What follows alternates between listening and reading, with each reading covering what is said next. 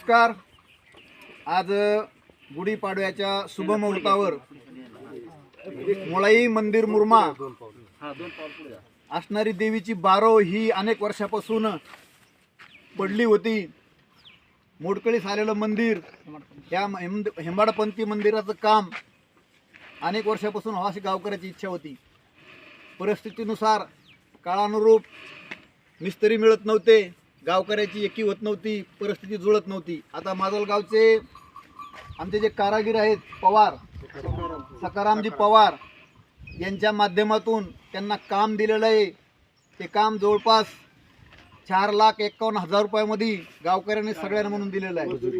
मजुरी म्हणून निश्चित माती काढणे, बाकी काम आपल्याला काही तर अजून 5-50,000 रुपये येतील गावकऱ्याला लागणार आहेत. आणखी सुशोभीकरण करण्यासाठी म्हणा अजून 1,00,000-2 लाख लागतील. म्हणजे एकंदरीत सगळं 5-7 लाखाचं इस्टिमेट आहे.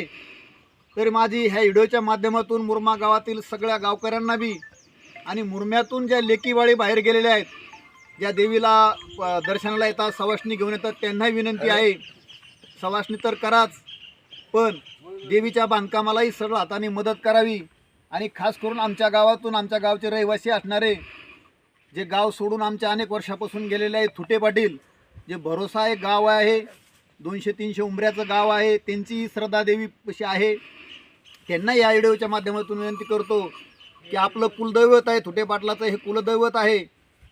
ह्या व्हिडिओच्या माध्यमातून तुम्ही गावकऱ्याची एक बैठक घ्या आणि ते बैठक घेऊन तुम्हालाही ह्या कुलदैवतेचं काहीतरी करता आलं पाहिजे. ह्या माध्यमातून तुम्हाला विनंती करतो की तुम्ही सुद्धा ह्या कामामध्ये आर्थिक, सामाजिक काय जी मदत असेल ती मदत करावी. वारंवार मुरमा या गावाला यावा, तुमच्या कुलदैवताला भेटावा.